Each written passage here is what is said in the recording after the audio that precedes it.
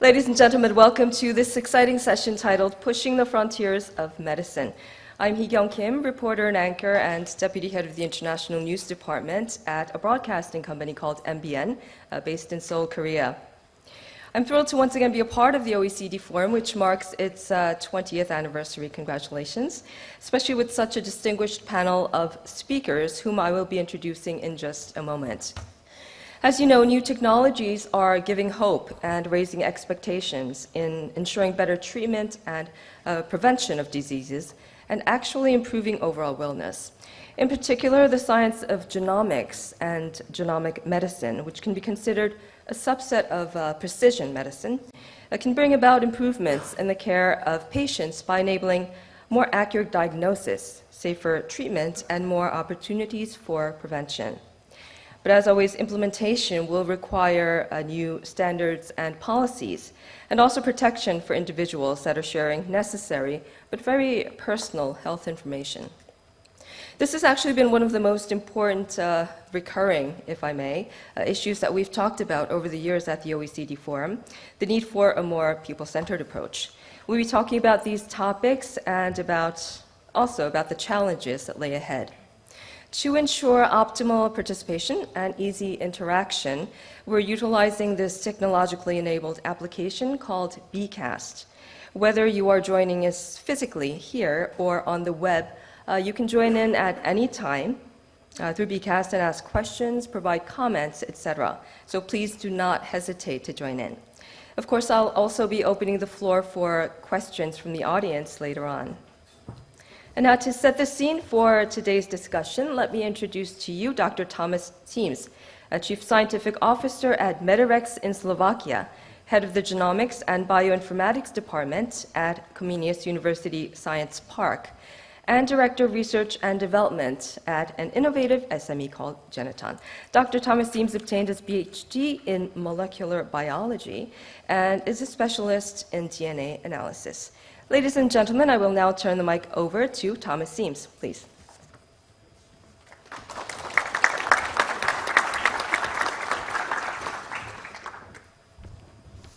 Thank you very much. So let me first introduce you to Slovakia a bit. Even a small country like Slovakia, squeezed between the Tatras and the Danube, can be the birthplace of some great things. For almost 20 years, we have been introducing innovative diagnostic methods, helping physicians in Slovakia and abroad to establish diagnosis faster and with more precision, thus enabling them to set their patients on more efficient therapies. So the topic that we opened already is called Pushing the Frontiers of the Medicine. And I would like to talk to you from the perspective of me as a scientist.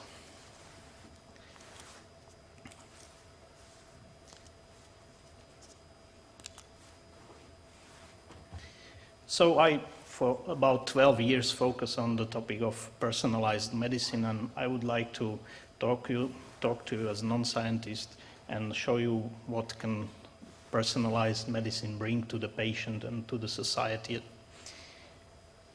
I, as a scientist, typically write scientific papers, but we figured that one of our papers can make it to actual clinical practice. So we did partner with Medirex company, which was already introduced, and we managed to turn one scientific paper into a really popular test for pregnant women to test for defects of the fetus.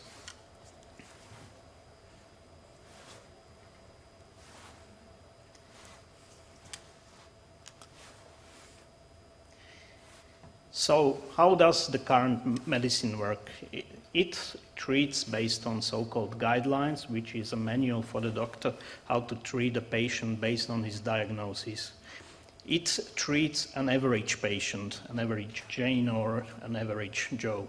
But this is not an optimal strategy because we are more or less far from the average person. And for that reason, as clinical trials seem to be deciding only based on average values, some of the drugs didn't make it to the customer, so to the healthcare.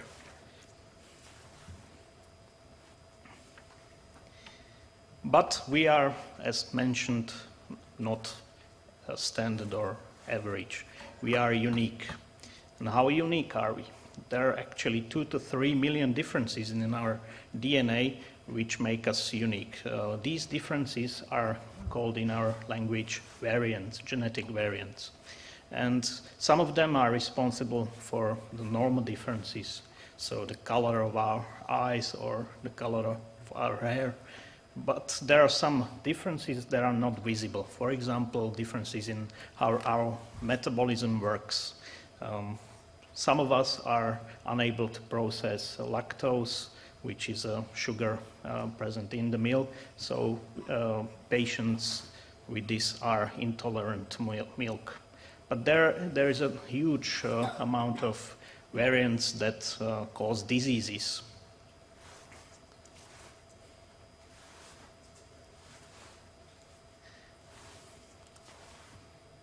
And the personalized medicine is based on these unique features of us. So it's a tailored way of treating patients based on his specific set of differences. And in that, there is a crucial role of medical diagnostics, and especially the novel technologies that appeared in the last 15 years, such as the new genomics technologies.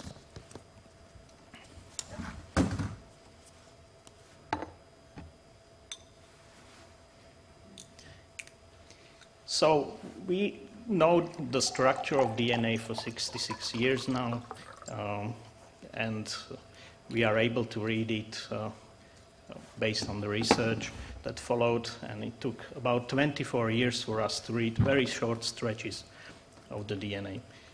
But every cell has about 3 billion such letters, and in 2 copies actually, and scientists always wanted to read all of that. It wasn't until 2006 that new technology arrived, which is called next generation sequencing, that allowed us to analyze the whole genome in under 1,000 euros as of today. This was quite different back 20 years back, when it cost about 100 million euros to test one individual for the whole genome.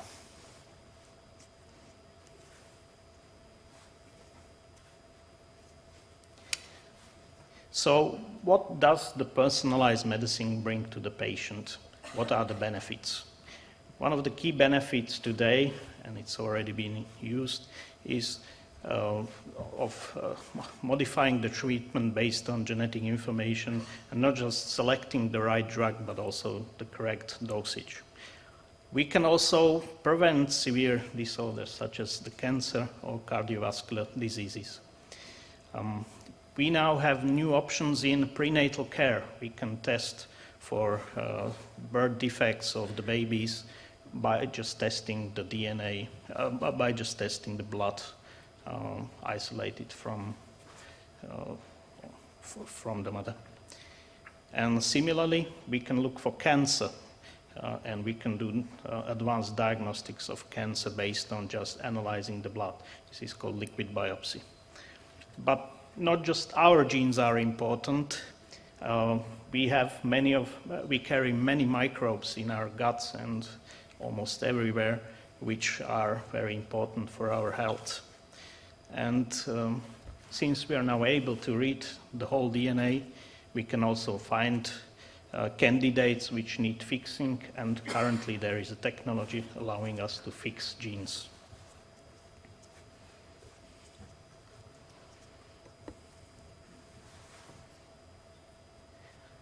So how do we find the right treatment and dosage? When we treat headache, it doesn't really matter if we take aspirin or Tylenol, but for cancer treatment, there can be very serious adverse effects associated. And so it would be optimal to select the right drug and the right dosage for everyone.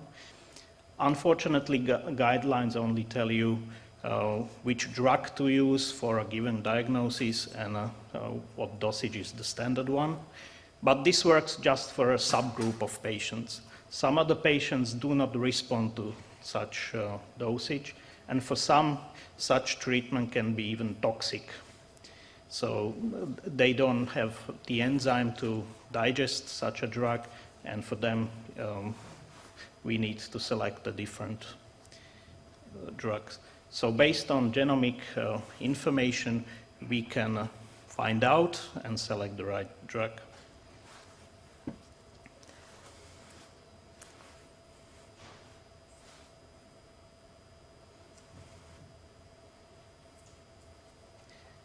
But what's very important about personalized medicine, that based on this information from DNA, we can say that certain people are at higher risk of certain diseases. For example, just a month ago, sad news came out in our media that Dennis, who was aged 14, died during a football match because he suffered from sudden cardiac death.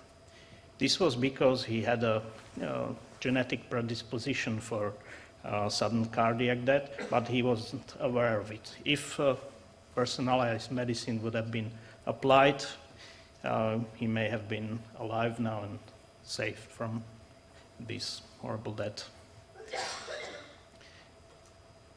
There is another group of disease that can be prevented, and this is cancer. Many of the cancers are caused by genetic predisposition, and if we know people have an increased risk of the cancer, we can manage them so that it doesn't happen or it's prevented. Of course, there is a large set of diseases which we cannot treat today, and for those, of course, it's not good for patients to know in advance.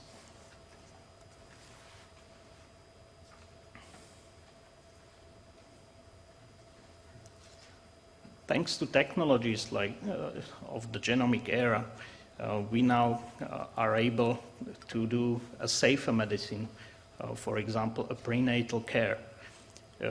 We are able to detect major chromosomal errors by just looking at the DNA which was drawn from the mother. So this is a very precise method on which we also worked in our laboratories, and we developed our own test.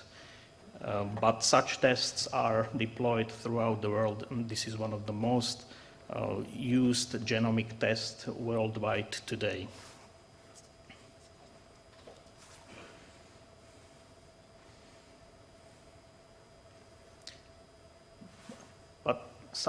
Just as we figured that there is fetal DNA present in the maternal blood, we now know that the tumor DNA of cancer patients can be found also in the blood. And thanks to the new technologies, we can find out, because the DNA of the tumor is quite different from the DNA of a normal cell. So in the near future, I believe, you will be able to do so-called liquid biopsy. So we will not need to pick up the tissue of a tumor. We will only look at the blood.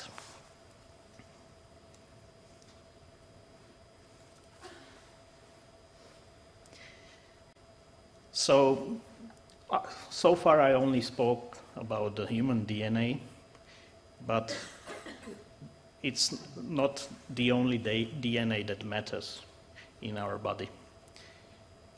The 3 billion letters code for about 20,000 human genes, but there are 150 times more genes present in our gut, and that is in the microbes that are present in our gut.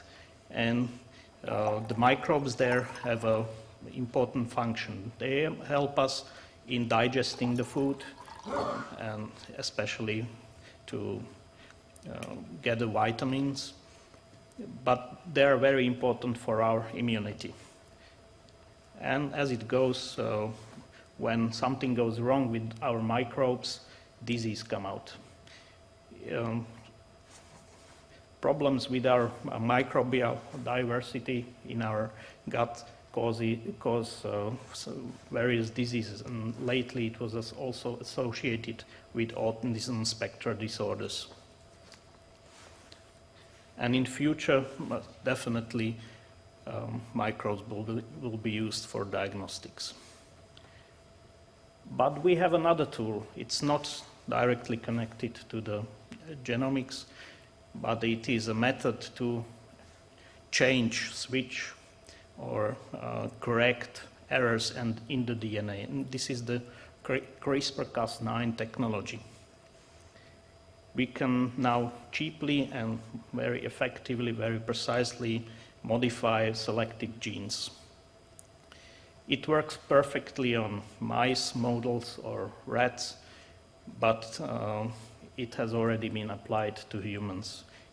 You must have seen the news in February or March that a first CRISPR baby was born. This is really a topic to discuss, but definitely it shows that such technology could work also in humans. And this could be a solution to those genetic diseases where we currently have no treatment.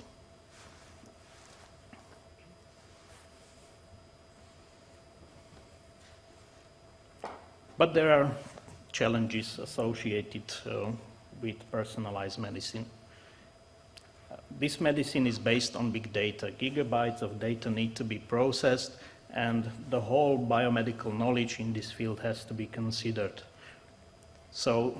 But the doctors are not taught to work with gigabytes of data. They only need one single answer to help them make a medical decision. Here, bioinformatics play a key role to turn gigabytes into a medically relevant answer. And some of the advantages of personalized medicine will require to think again about our e-health systems and their future. We will definitely need smart e-health systems. In that, also wearable devices can be of great help. For example, for the patients who need to be constantly monitored if they have a predisposition to cardiovascular disease.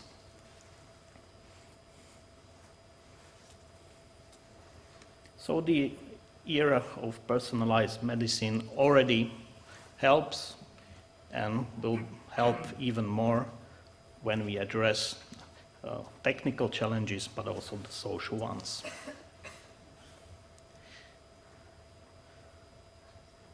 Thank you.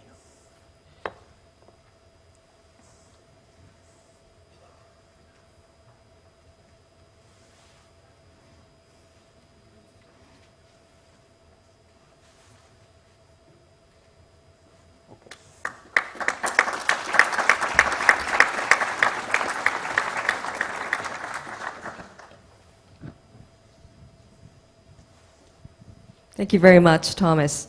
I think his explanation helped us understand, helped everyone in the room, including myself, better understand the concept of this personalized precision medicine and what this research entails. Thomas, if you could take a seat. Yes, thank you very much. Now let me introduce our amazing panel of speakers. To my immediate right, Ms. Fiona Godfrey is with us. She is Secretary General of the European Public Health Alliance in Brussels and is also a standing candidate in the EU Parliament elections. Thank you very much for joining us. Mr. Frank Stevens, actor, author, and advocate, well known for his message, "My life is worth living," is also joining us. Welcome. Very nice to have you with us.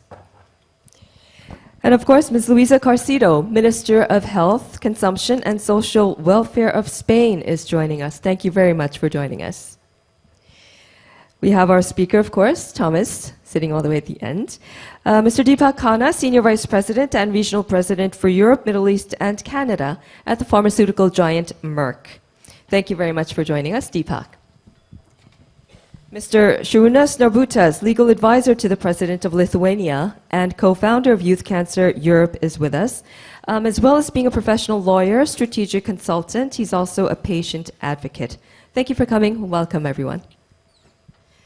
I would like to make this session as interactive as possible, not only for our audience, but also for our panelists. So please feel free to jump in at any time with your comments or a different point of view. Before we begin the discussion, I've been told I have a very important question to ask the audience, and please answer this in a very prompt way. I'd like to ask each and every one of you in the audience to reply through Bcast, and I'll reveal the poll results later on, and perhaps we can incorporate the answer into the discussion. The question is, I believe we have the question on the screen. Yes. Would you want to know at a very early stage if you're likely to develop a particular disease based on your genetic makeup? Yes or no? Now, it's a simple question, but quite thought-provoking, so please do answer. And having brought up this possibly sensitive issue of whether someone would like to know before any kind of symptom has arisen, if the chances were high that they would develop a certain kind of disease, I'd like to ask you, Fiona, first to share your thoughts on this. Well, I can speak to this question not as a Secretary General of IFA, but I can speak to it as somebody who has actually been in this position. I found out only a few years ago that there is a family predisposition to motor neurone disease, or ALS, in my family, which seems to have affected lots of my family members who live on the other side of the world. And this provoked a lot of reflection on my part. And interestingly enough, I did want to know, and I did want to do the test, but I had a lot of discussions with my family about this, in particular my husband, because we have children. And of course, for motor neurone disease, there is no cure. And it's not a particularly nice disease for those of you who are familiar with it.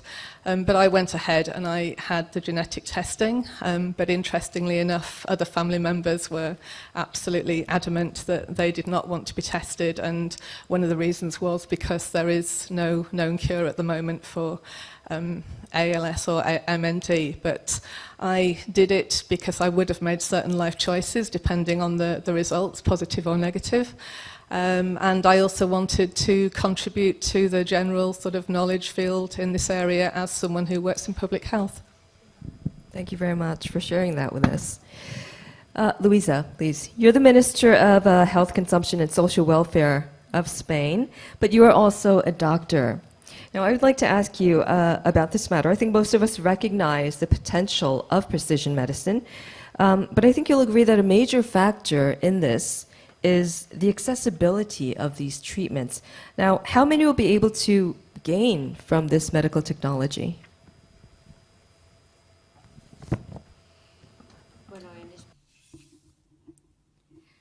The speaker's going to have to speak with a microphone. The speaker's going to have to speak with a microphone so that the interpreters can hear. Yes, I was saying that in Spain, we have two fundamental principles in our National Health Service. First of all, the universality, and then equity. What this means is that anyone who needs treatment, either through traditional medicine, treatment that is now well developed, or this new dimension, these new genetic treatments, well, either because they need treatment, well, everybody should have access. And we believe that there should be equity in terms of the quality of the treatment that is provided to the people. So it's really up to those who are in charge of managing the National Health Service to make sure that these new treatments are fully available. So we need to ensure that the system is universal and that everybody has access, and secondly, that they can receive the treatment that they need, and this treatment should be of the same quality, and the same criteria should apply to everybody. And on the basis of those two principles, we have introduced precision medicine in our National Health Service with a number of criteria.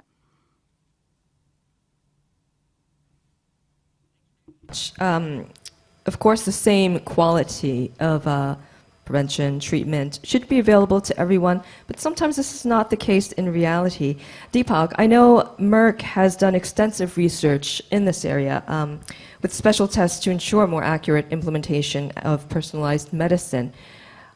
Again, adding on accessibility, I would like to ask about the question of cost. Now, will these certain types of treatments be available to only those that can afford them? Thanks, Hee-kyung. So let's just start with the OECD. They've laid out several times, there's three major objectives, right? One is to ensure that treatments are accessible to as many patients as possible. Two is to ensure that the healthcare system remains affordable and sustainable. And three is that we secure innovation. So the challenge with these three objectives is sometimes they can conflict, right? How do you do all three of these at the same time? One of the things that I'll point out on cancer care in particular is, the actual spending on cancer care, when you take a look at it as a percent of the healthcare expenditure, it's been pretty stable over the last 20 years. It's about 6%. So what we really need to look at is how do we fund more of the newer innovations that may have a benefit, and look at some of the older innovations, and how do we deprioritize? What's the right way to spend? But in order to do that, we really need to make sure that the new innovations, we demonstrate value, right? Is it the right spend to be able to have? So I think that's one, is to really look at our prioritized funding. But the other piece that's even more important, and I think the ministers suggested this as well, is the importance of collaboration with the complexity of new medicines. When you think of new medicines coming in the old days, it could be one innovation that might treat one type of cancer. Now you could have an innovation that could treat 20 types of cancer. And some of these may use a diagnostic. Some of these may be in combination with another drug. Some of these may be in very early settings. So with all of that complexity, what we really need to do is work together to ensure that people understand why we're having a diagnostic, people understand what this medicine is for. I think health literacy becomes very important. People really need to know why we're investing and what choices we're investing in. Thank you. Thank you. Regarding the Surinus, the role of patients, Deepak talked about collaboration, of course, following the minister's comments. I think the role of patient has evolved from being on the receiving end to taking on a more active role. Surinus, if you could answer this one. I think the role of patient as navigator cannot be more emphasized than in the case that we're talking about, with the collaboration part. But naturally, there's always difficulty when you have to share, and I think Thomas touched upon this subject earlier in his speech, is the problem of sharing sensitive health information. Jonas, I think you have personal experience in this area. So you made a couple of points there, but I'll start from then. As you said, I'm a leukemia patient living for 12 years. And I'm a lawyer as well, and specializing in life sciences, and being in the public field. As I'm no longer advisor to a president. For clarification, there's a new election going on right now. But I still work actively in the public field, and being a patient and a patient advocate. So there's different elements of what you see the healthcare system is. So personal experience is that, yes, I do want to have the data in my hands that I'm in control of, so I can decide who is making decisions based on what data they get. The problem is, it is not a reality in most of the cases. If we're using apps, we're efficiently handing our data to third parties, which most of the time are commercial parties. If we're using healthcare system, that data we would assume is good because it is collected by the government and then really making decisions to improve the effectiveness in the system. In Lithuania, we have an efficient e-health system. We can prescribe medicines. I can see my test results from my phone. We are now going to register to the physicians via e-health system. But actually, I do not really see that analytics is a strong side of public health systems, that the governments know what to do with that vast amount of data that is being collected. And often, actually, it backfires because they say, look, if there is this number of patients we will need to treat with this new therapy or these new diagnostics, that will be unbearable costs, while they are not looking at how these costs could be used more efficiently in the vast amount of the hospitals that are there in the country. So in OECD countries, it's from 18 to 23% of a healthcare budget is going to the drugs. That meaning 80%, 78 to 80 something percent goes into other stationary healthcare. So which is the cost we endure in the hospitals, and now we know with an aging society that it has to change. So how we see it's always a shifting landscape. As a patient, to navigate through healthcare system, which is increasingly difficult. And it's not just the patient that faces it, but the caregivers, and of course we have socioeconomic domain into it. I guess we will speak about it later. But also for the decision makers in the healthcare system, we see every country in the world needs more health expenditure every year. It's not going less. It's not like we are curing diseases, and if we are curing diseases, then people live longer, they develop other diseases. And that is one-way cycle. So how I see it, like right now, when in the session before it was a plea for universal basic income, for the new social contract, I see that now it is a bit of a time for the health ministers, for all stakeholders in health, to speak with the financial ministers, that it's not a cost that we are speaking about why we need more money into health, but that's investment. If we do better by not just giving money to health, but by improving efficiency in the healthcare systems for the patients to get the medicine faster, to get to the doctor faster, to not travel thousands of kilometers or use e-health solutions that are cheaper.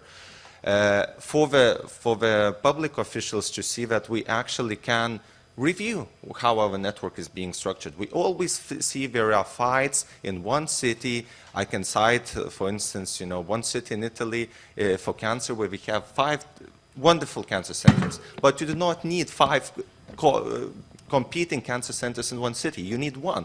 But there is no way in a way how the politics are being run these days that these will be closed. So you are multiplying these efforts. So and the last point I would make is that we speak so much about the costs of drugs, but we do not focus on the costs of diagnostics and medical tests. And this is something which contributes a bigger and bigger part of an expenditure in healthcare system. But we are now a bit of the different camps. Reduce the price for the drugs, and others are saying do efficiently in the healthcare system. And there are more elements within the healthcare system that can reduce that cost. And now coming back to the patient or the patient advocacy side, we are actually now in Europe doing well because we contribute to decision making. Because of EU policies, because of the policies at national level, we are invited to the table to join and represent the interests of the patients when decisions are being made. But it's not a reality in many countries. And you are facing mental challenges when you speak in South America, when you speak Africa, you speak Asia. These are the countries that need a lot of attention because the biggest numbers of patients, the biggest untapped needs into whatever disease conditions are in those continents. Thank you very much, Shrunas. Yes, Deepak, please. I just want to add, Shrunas, if every patient was as informed as you are, you'd have this incredible benefit to society, right? One of the big challenges we have is that governments and societies have this obligation to ensure that we have the right health literacy. If an individual understands how to navigate through their disease and understands how to navigate through the healthcare system, particularly in the future when innovations will have complexities like I talked about earlier, I think that's so important for our patients to really have the right type of outcomes. Thank you very much, Fiona. Yeah, thank you. I'd just like to go back to what you were saying about citizens and patients in the EU. I mean, the data and surveys show that, at least in the European Union, patients and citizens are very happy for their data to be shared as long as they can see an individual benefit or a general societal benefit. But there is concern about misuse of data. I think we have to pay more attention to this issue and look at how we could avoid the risk of the commoditization of data, because I think that's a big concern. We do have patients being brought into the discussion, but still we need wider society and more citizens to be discussing this, because some of the key ethical issues are still not there. Data is a new asset. A lot of people want to get their hands on that data, and the primary source of the data is the individual. So society and the individual should be the beneficiary. One proposal which has been put forward is for health data cooperatives, which would keep the data within the scientific community and allow research to take place, but the data would be managed and owned by members of that platform. They don't seem to exist anywhere, but it's an idea which has been put forward. And finally, I think if you look at the policy landscape for this, it's extremely fragmented. When you're talking about data privacy and when you're looking at research articles on it, they all mention the importance of privacy, but there's not often very much mention of words like solidarity or phrases like the common good or group rights, to go back to what the Minister was saying about fundamental principles and access to universal health care and equity. And I think this debate would benefit from more discussion about some of these issues as well. Yes, excellent point. Louisa, please.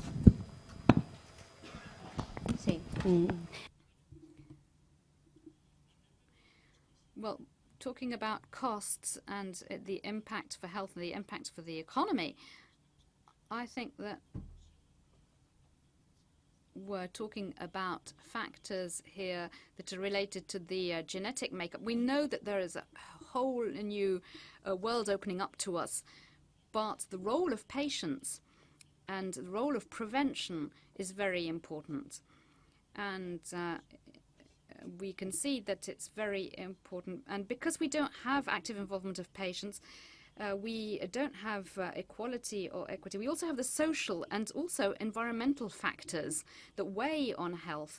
And we think that here the patients, or the citizens generally, have a very important role to play in mitigating those social and environmental factors. There are factors, for example, when you talk about cancer, if you smoke, just mention something that everybody knows about, and that's not being challenged. We know that preventing cancer linked to smoking is easier.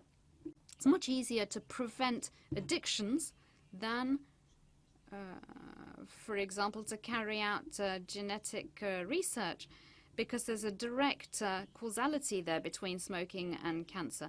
But we know that there are other diseases or conditions that are linked to the genetic makeup. For example, diabetes is linked to genetic factors. This is something that is now well understood, and diabetes has taken on epidemic proportions. We know that it's linked to obesity. We know that it's linked to nutrition and diet. We know that obesity is also linked to poverty or a poor diet or an unbalanced diet. And so I think that these are aspects that we also need to think about. And also looking at the life habits of citizens, because let's not talk about patients. Anybody can be a patient. Let's talk about citizens. It's very important that people can manage their own health by making the right choices. Finally, I'd very quickly like to talk about data and the importance of data. Data in precision medicine or personalized medicine are, of course, extremely important. But protecting those data, in particular personal data, that is a responsibility of the health systems also. And it's always possible to anonymize data so that we can then use data for scientific or research purposes, but by protecting the identity of the person to who that data belongs. Because, of course, it's very important to be able to analyze the outcomes, the health outcomes of certain treatments, but we also need to protect the identity, the personal identity of the person providing the data. So we need to be able to measure health outcomes whilst at the same time protecting the personal identity of the person who's provided the data. Yes.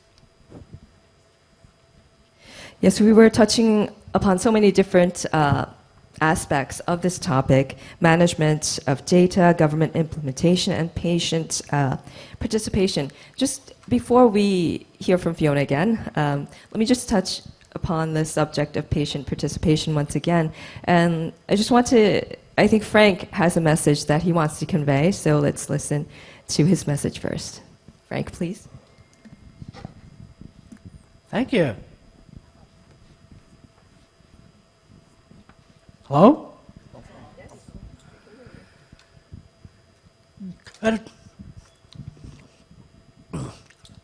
Good afternoon, everyone. I confess, I have my tablet, and I have some notes to guide me. It is a characteristic of Down syndrome that I process information more slowly than the rest of you. Well, maybe not slower than the British processing a brisket. But you get the idea. If my comments seem to be a little behind or not fully formed, please just try to connect the dots with me. Thank you.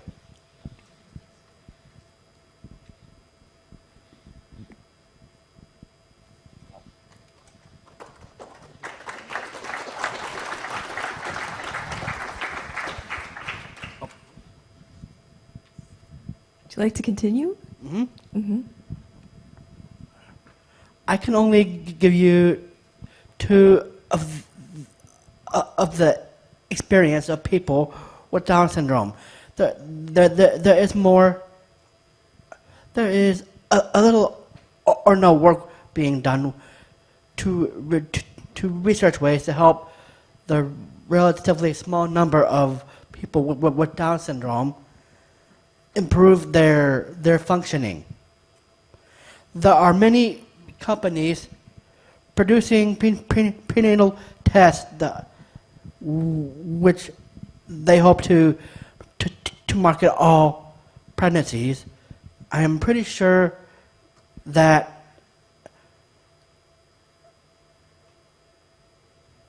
personal revenue plays a role here.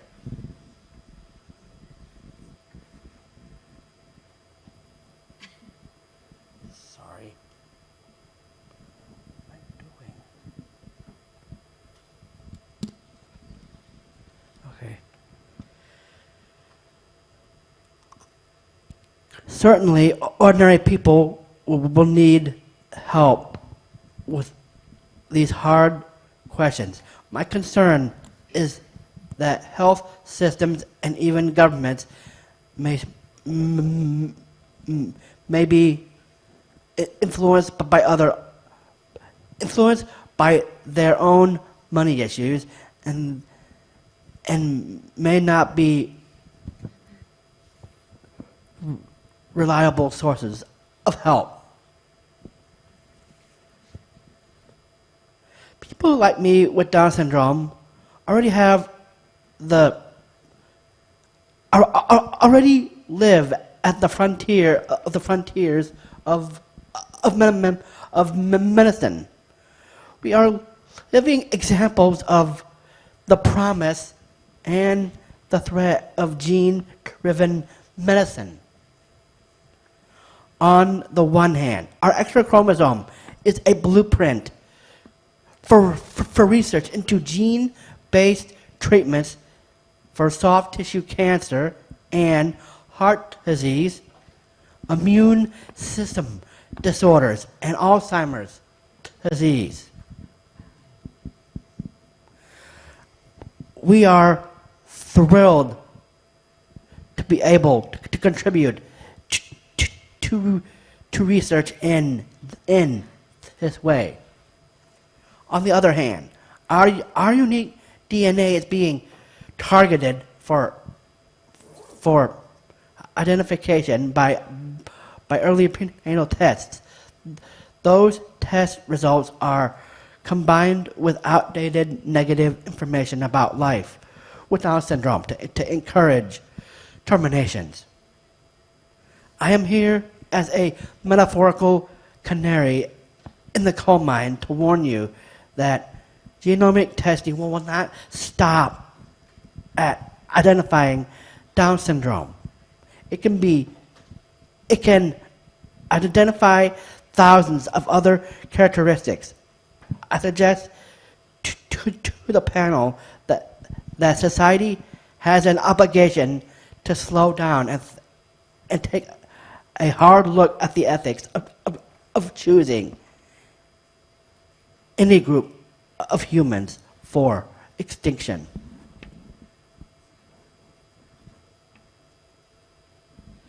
For those, several nations have expressed the view that they expect to be Down syndrome free by 2030. They are not curing Down syndrome. They are eradicating people who have it.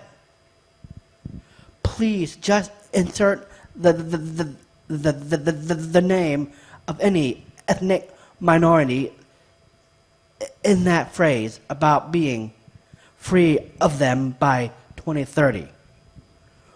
Wouldn't you have an ethical problem with that? I would like to recommend 4 things. 1, that OECD support efforts to develop databases of medical information for small population candidates. 2, that the OECD support the development of up-to-date and accurate information concerning life with genetic differences. 3rd, that the OECD support the development of ethical guidelines that apply to all humans equally before gene-driven treatments or eliminations are applied to human beings. Finally, I recommend to all of you, come learn more about life with Down syndrome. When I present a 15-15 performance in room, whenever at 14:45 today. Thank you.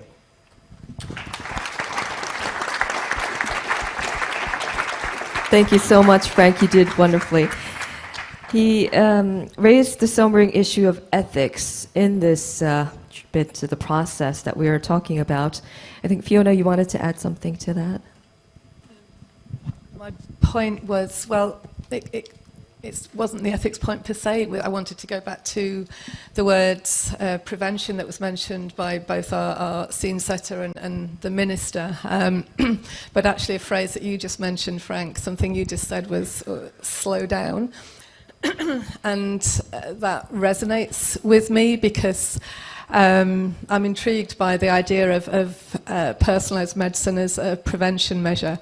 Because, of course, in public health, we've been preaching the value of prevention for years and not always getting very far. And I appreciated the minister raising it, but she appeared to be raising it from a more individual perspective, perhaps not completely, but putting the onus on the individual to make changes to lifestyle. But, of course, prevention is the big elephant in the room here, population level prevention, because there is so much that we could be doing. We know what works, and we know what works to prevent a lot of illness and disease, or at least to really, really delay it, and we're not doing it. So, we could just be doing absolutely basic things like sugar and soda taxes. We could be implementing proper, tobacco control legislation as it should be implemented. We could be raising taxes on alcohol. We could have labelling on alcohol. animal products and food products that are unhealthy. A lot of this would already work to prevent a lot of the diseases that personalised medicine is targeting, and it would have the twofold benefit of actually raising some revenue as well as preventing some disease. And we could then perhaps focus scarce public resources and devote personalised medicine to curing some of these diseases that we don't actually have a cure for yet and which can't be prevented any other way. So I think from the public health perspective, very much in favour of prevention, but can we not lose sight of the role that population level prevention could play in actually contributing to helping pay for and facilitate the personalised medicine revolution as well. Thank you very much, Fiona. Again, I would like to go back to the implementation part. I think, Shurunas, you mentioned the financial ministry and the health ministries having to collaborate and the difficulty in doing so also. So, Luisa, you would like to add something to this? Sí, bueno. Yes, well, of course, public health is a fundamental public policy. And since the Alma Ata Declaration 30 years ago, the World Health Organization has been recommending that health systems do this. And in Spain, this is a fundamental part of our primary care in hospitals and in health centers. And we've just carried out a reform to further strengthen our primary care, and we've called this reform strengthening the framework for primary and community care, meaning focusing on prevention when it comes to primary health care. And indeed, genomics and precision medicine are fundamental. But there is a huge role to play for prevention without, beyond the shadow of a doubt. I also wanted to react to the question about implementation when it comes to precision medicine or all of these genetic medicines. How can this be implemented without further inequalities or without focusing on the people who can afford this medicine? When I first spoke, I said that our fundamental principles are universality and equity. And what we are doing now is a huge endeavor, because in our health system, we have chosen to include these therapies, but we want to make sure that they are provided equally to all citizens. And we have therefore designed a system which focuses on the prognosis, meaning that the people who prescribe these treatments need to be experts that are fully knowledgeable and skillful in carrying out these treatments. And all of the system, from our autonomous communities to our local governments, needs to be on board with the project.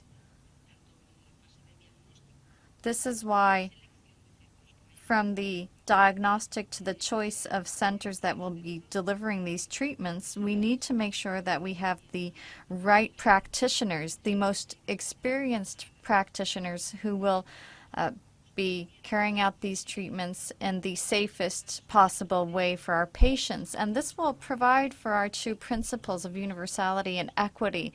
There are two other characteristics I'd like to mention very briefly now. First of all, we have public medical research, which means we are much better equipped when it comes to bargaining with the pharmaceutical industry and purchasing the drugs we need.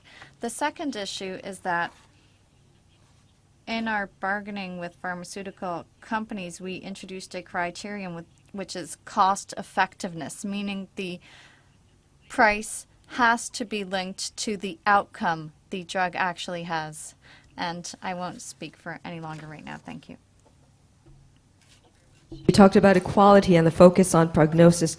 Shrunas, if I may, you mentioned, and we all know that you're a lawyer, practicing lawyer, and going back to the implementation point, I was just wondering, we're talking about government, we're talking about the protection of data, but are the laws updated? Of course, it's different for each country, but I think that part is also very important. So I think the big hot topic nowadays in health sector is about GDPR in Europe, General Data Protection Regulation. So actually the safety side is settled, but I would say from the patient's perspective, that went overboard. It's overprotecting. And that's not just overprotecting patients, that's also not allowing the governments to collect the data, what they used to collect. And that also means that it's a different barrier from the research you could generate out of the clinical practice. The big data you get in your hospital, you can now not use it for the research because it was implemented, it was collected through the just general practice, so you cannot use it to advance your research. So there's a lot of these things that we know, we have laws. The problem is sometimes we are not really sure about what we're doing in the laws. So there's actually what was reflected by Fiona as well, that patients in general in Europe are willing to share the data. So there was a survey done by European Commission asking patients whether they are eager to share more data compared to what the authorities said. And the patients cohort was saying, we want to share more, so ask us what we want to share, not let others decide, that it's all about precluding and safeguarding interests of patients. So when the regulation was being enforced, it was the majority of lobby was being done by IT companies, that we need this and etc. But the whole health sector was fighting that actually it will hinder research. I cannot judge if it will happen or not. Currently, I see that every country in European Union is struggling in health sector to know what to do about it, how to collect the data we used to collect. And speaking further, that there is still a directive that we should move towards the digital health, towards creating a national e-health systems, towards them being interlinked. And an example of that how the laws could help, we have a cross-border healthcare directive. Again, sorry for speaking European Union-centric, and the OECD is broader than that. But it should allow the patients to travel abroad and receive the treatment and get their data exchange. And the problem is, how I see it, that actually the governments are hindering the progress in that regard. In what way? That they do not want money moving from their healthcare system to move to different healthcare system. So they are not actually empowering patients to use those rights. And before adopting the directive, the survey was done at EU level. Where 1% of patients have said that I know that I can travel abroad. Now with that directive being implemented for 7 years, there's 1.5% patients knowing that. So there's not much of increase in that regard. So in terms about what we can do to collect the data that is meaningful, that is a mainstream debate that we should be having. And exactly in the terms of the precision medicine or the general population screening, there's a lot of what IT giants have. They have bigger sets of data than all healthcare systems combined. And they are the ones that are not being actually supervised how they use their data, what they get it out of all the digital through the social media. And this is where we're actually falling behind. So you have someone with a lot of tools that we see are influencing our lives in different ways, social ways, economic ways, political ways. And the people who should be in charge of those tools, so governments or regulators, have no access to it. So we are a bit in the circle about, yes, we want more data, but the way we only think to generate the data is going to the private parties, to the third sources. That is the only way that we see it is where the data is being collected and used. And the data that we are collecting at major level, the big data that governments and OECD encourages to collect, is maybe being collected, but not allowed to be used. So it's a big paradox. Being collected, but not being able to use it. To what extent should this information be shared? I think that is another big question. I can see, Thomas, you've been nodding there. I think you agree with some points that Sharunas made. Yes, please. Yes, I have to say the promises are there for the precision medicine, but have not yet been delivered. And really the key point is for patients to share the data, especially for the diseases already mentioned, like the diabetes.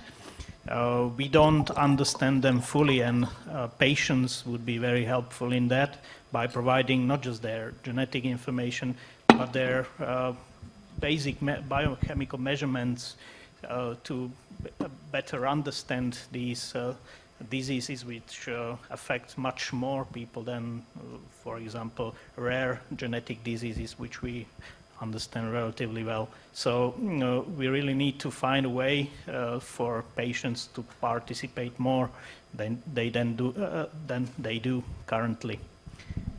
And I think the way to go would be a really regulated national e-health system, which would allow people in the research, in biomedical research, to access a limited set of information to accelerate their research, which will then benefit the new patients. I was just wondering, and not all patients may agree with what you just said, but is there a way to make sure, make participation more easy for doctors to ask? Or, there's so many questions. Yeah, Shurenas, you'd like to add something? I wanted to react in terms about what do we do? Or do we just keep in circle whining, or do we do something about it? So we've seen patient organizations that now we are going to collect our own data. So the patient organizations asking the patients who are part of organization to submit their own data in whatever type of registry, online form application or not. And that is a way to come up with the solutions that the hospitals are not allowed to collect right now, or the patients do not want to share all of the data with hospitals, or the same with the pharma company, that we cannot collect that data directly from the patients just through the, the third parties.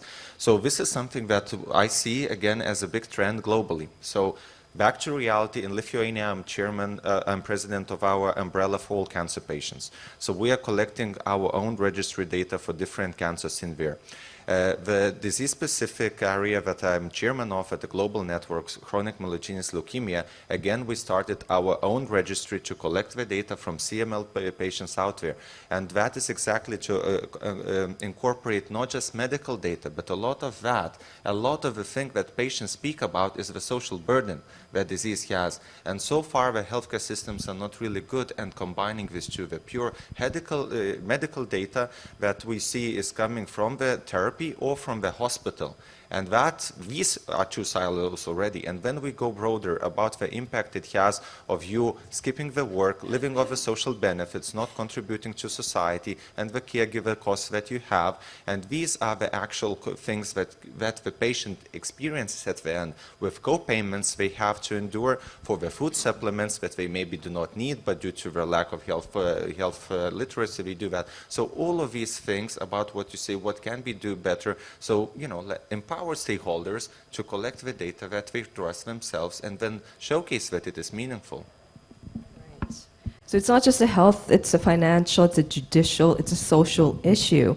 Fiona first, please. Yeah, I couldn't agree more, and I think we have to face reality that if personalised medicine is really going to live up to its potential and meet expectations, then what we're talking about is really a very wholesale reform of existing health systems.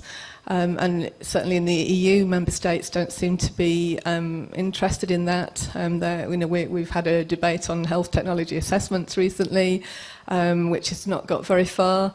But we need to get out of our silos. That was exactly the right word to use. Healthcare workers need to embrace this.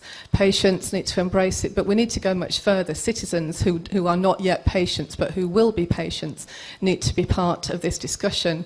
We need to look at the hard facts. We need to look at the costs. People need to say, yes, I would be willing to pay this. I would not be willing to pay that. Let's look at the impact. Studies have been done in the US, for example, which show that if you could prove that there would be a definite positive impact from precision medicine, then co-payers might be willing to pay more if they can pay more. But let's not forget that lots of people are not in that position. They will never be able to pay for this if they have to. So I think this is part of a much wider debate about how we involve citizens in the major societal and scientific developments that we're facing now. And I think we have to the EU Commission says, well, we run consultations. Yes, they do, but they're online, and it tends to be those of us in the Brussels bubbles, and then perhaps a few committed patient societies like yours in Lithuania that might comment and contribute.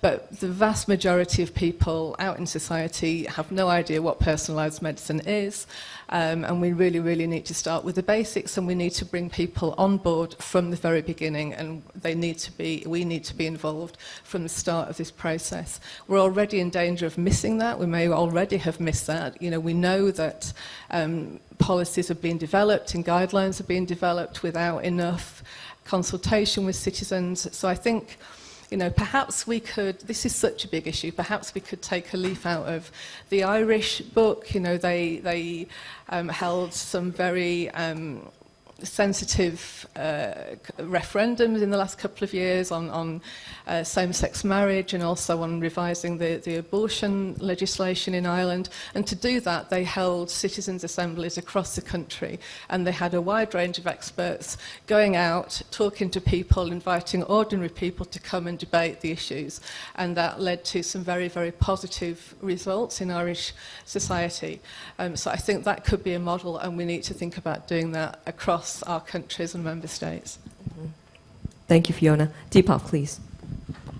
Yeah, just reflecting on what Saronis and Fiona had to say, GDPR is essentially a framework, right? This is to provide governments with this framework, but in order for it to work, governments need to be able to show that they have the right structures in place, that the right controls in place to really guard the data. I think that's one thing, and once governments can show that, you're more likely, right? So that there's that concern. But the thing that really is important is one stakeholder can't fix it. It requires stakeholders across the entire healthcare system, including pharmaceutical companies, including the governments, including payers, including healthcare providers, including patients, to really work together if you're going to have any type of change to the system. I'll give one example.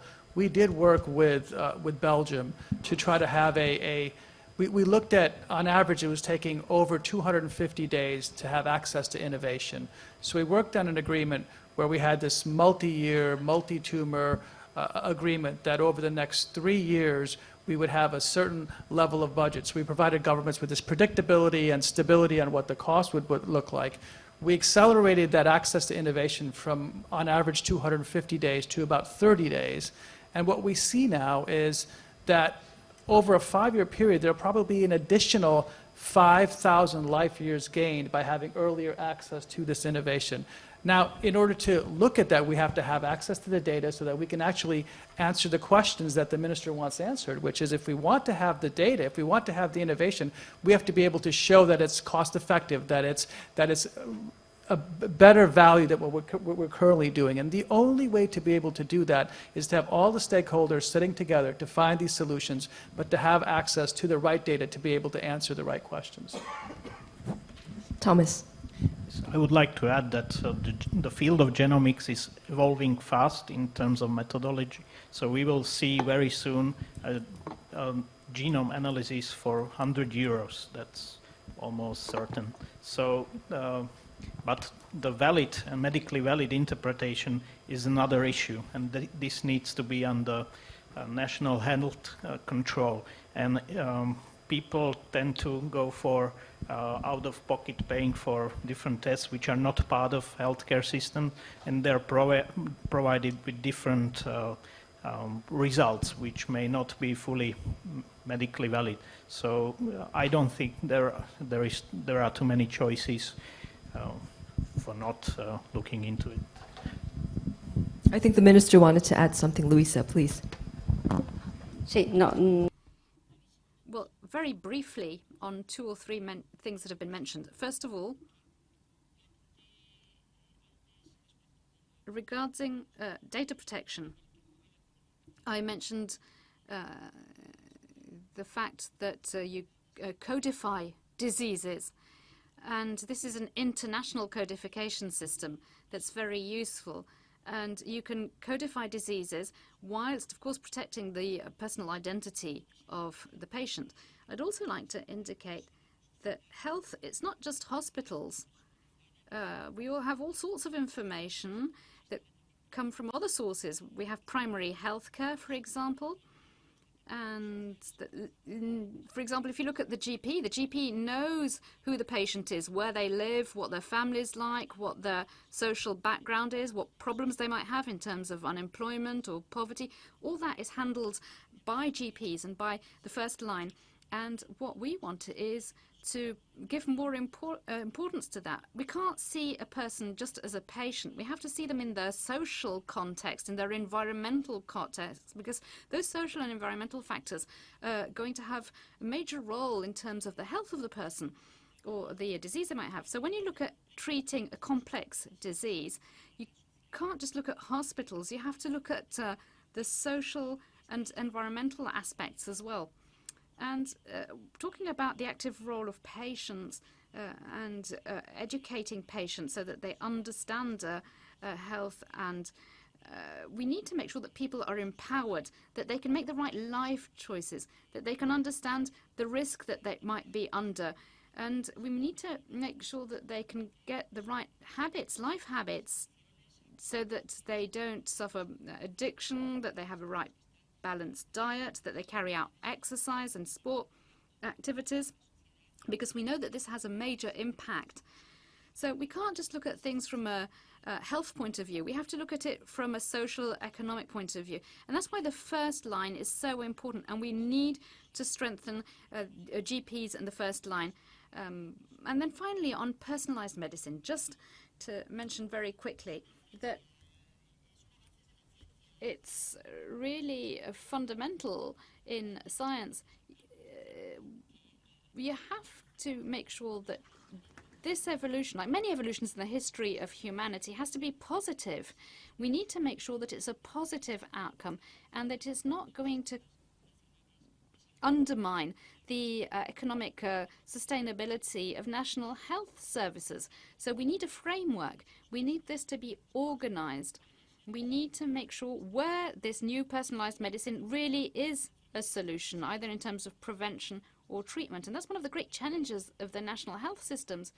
So, of course, here we can't have a referendum, it seems to me, because a referendum is either yes or no, and nobody's going to say, no, we don't want a new innovation. We don't want a new treatment. And I'd just like to add one thing. Currently, cancers have a biochemical treatment. Treatment is mostly biochemical. And our project that I was mentioning previously with the new precision medicine and personalized medicine seeks precisely to take into account this new dimension. And they're not mutually exclusive. When you look at cancers that were resistant previously to more traditional chemical treatments, when you see that they can be cured with new personalized medicine or precision medicine, we can see that this presents huge hope, but we have to do it properly. In the case of Spain, the cost of the current treatment of cancer represents about 3% of drug expenditure in hospitals, and 10% for hospitals and 3% of general expenditure in health. And we're talking here about 2 billion euros in Spain. So these are huge amounts that are being spent today. Of course, if we improve treatment, then we'll have to save some of the current costs and invest them in new therapy that will help cure. So I think that we need to make sure that we do things properly, that we do it in an organized fashion, that we incorporate these new innovations of science and medicine into health, but in an orderly way, so that we don't have risks because of a bad use or bad introduction of these innovations in our health system. Points that she made, and also that Fiona mentioned, we are all patients at one point in our lives. So I think patient participation is actually person participation, and we have to remember that. I'd like to go back to the survey that was presented at the beginning of the discussion. Would you want to know at a very early stage if you would be likely to develop a particular disease based on your genetic makeup? Now, we only had 16 answers. I mean, not many joined in, but we do have a 100% yes. Deepak, Looking at that question, did you expect this outcome?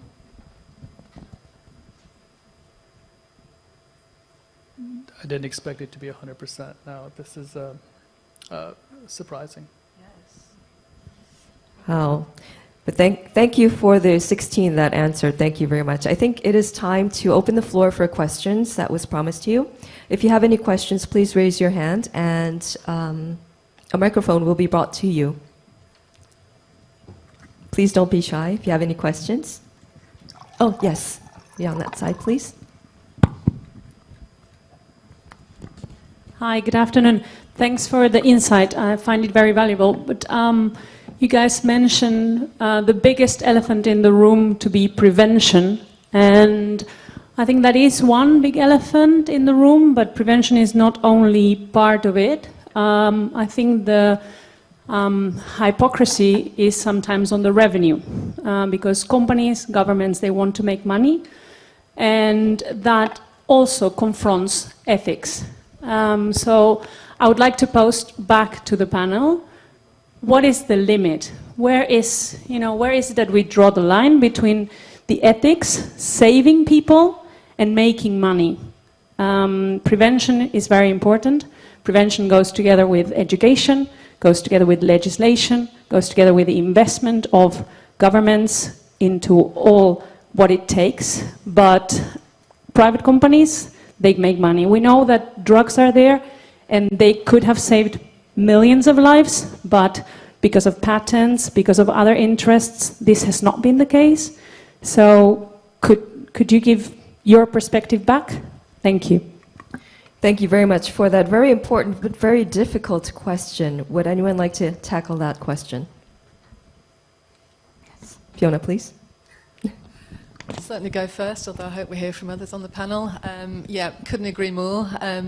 EFA, the European Public Health Alliance, we do have an Access to Medicines campaign, which is very active, and we are very much asking for the whole reimbursement and pharma funding model to be changed. There has been a little bit of movement on this in the last few years, with particularly the Dutch presidency in 2016. And as we speak, there is a debate, or there will be a debate this week at the World Health Assembly on transparency that's been put forward by the Italian government and appears to be supported by France. But yeah, there's definitely a lot more that could be done on this point. And I think if precision medicine is to go forward, it is an issue which is going to have to be tackled, and member states are going to have to reassess their relationship with the pharmaceutical industry and their willingness to pay what is sometimes asked of them to pay. So many players actually involved in the point that she was making. Anyone else like to answer that question? Thomas, please. I think governments may not be able to do a good decision making because these are very specifically and scientifically specialized topics. So they need to work with the specialists and maybe also a financial specialist to draw some scenario and define the rules, maybe at European level or international level. And she also mentioned profit. Deepak?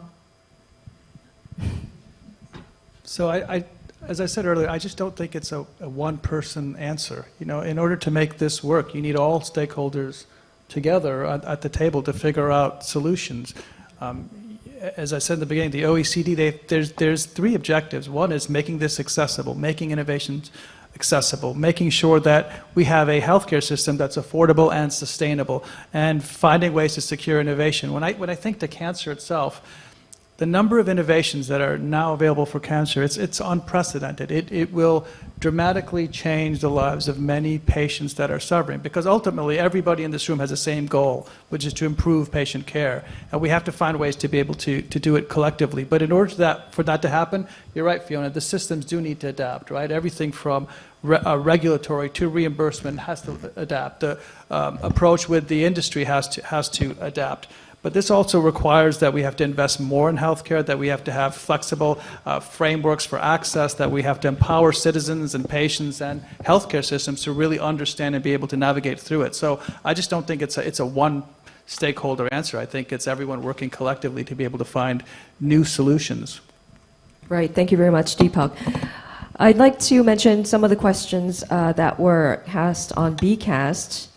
It is specified to the Spanish Minister, Luisa. How is Spain acting in order to assure that gene-driven therapies are accessible to all? Sí. Bueno, Well, I said this very briefly at the beginning. In fact, and I'm also going to talk about access to drugs here. There was a public consultation in investigating a drug that's now available and it's being used in Spain. And this means that we're also controlling expenditure and that we're also working on prevention. If you have an innovative drug and it's now available, you're going to have maybe speculation, and this is something that we need to be careful with. It's not just a question of countries. We have to work also at European level, and at European level we have to make sure that drugs are affordable for everybody, to make sure that we don't have speculation on behalf of a company, a private company, or an industry.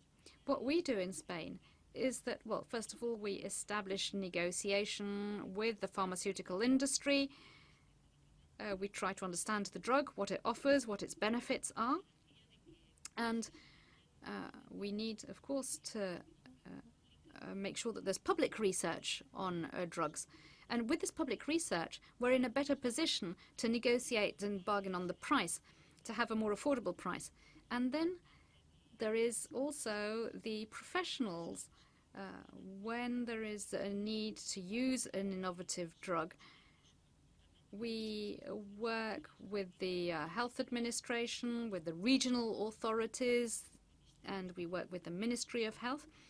And we have, in fact, a commission of experts and professionals who know about these new drugs.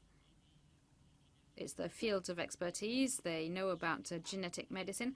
And it's this commission that actually gives advice. And we have 8 centers in Spain that will provide this treatment.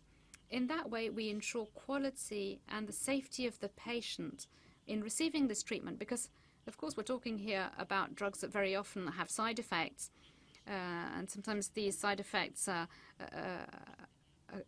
quite large, and so we really need to make sure that the patient is being fully followed, and we need to ensure the full safety of the patient while ensuring the quality of the health outcome. So if a child, because we started with a child suffering from leukemia, but it would apply, of course, to adults, any adult or any child that needs this treatment for leukemia, we need to make sure that wherever the person lives, whatever region of Spain they live in, they will have access to one of these specialized centers. And whatever their economic background, you know that we have universal coverage now in Spain, so everybody has access.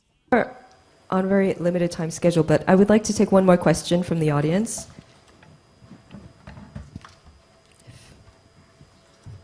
Anyone? Okay, if not, I'm going to ask Thomas to make a final message before we close the session. So I think the future of medicine lies in the precision,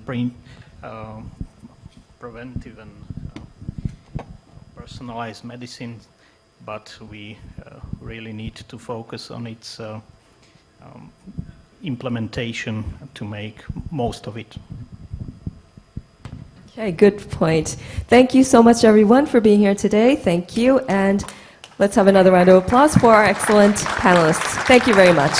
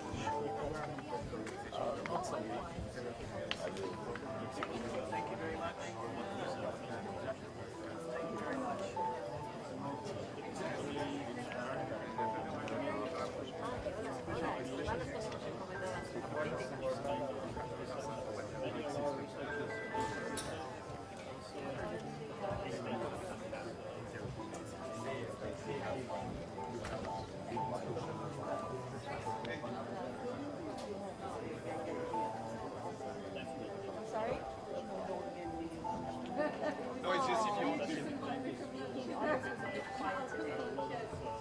Yeah, sure. You know where it is?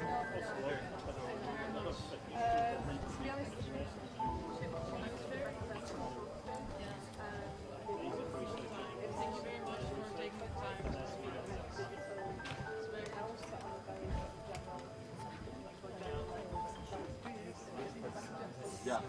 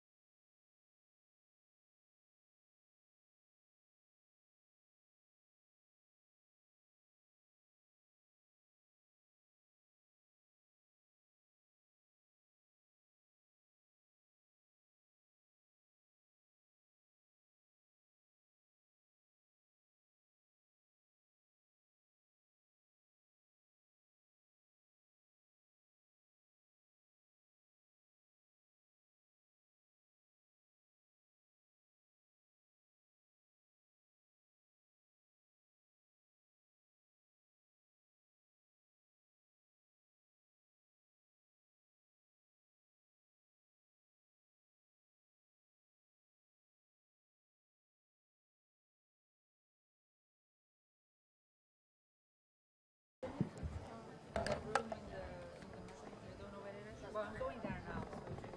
So we're on break now, right?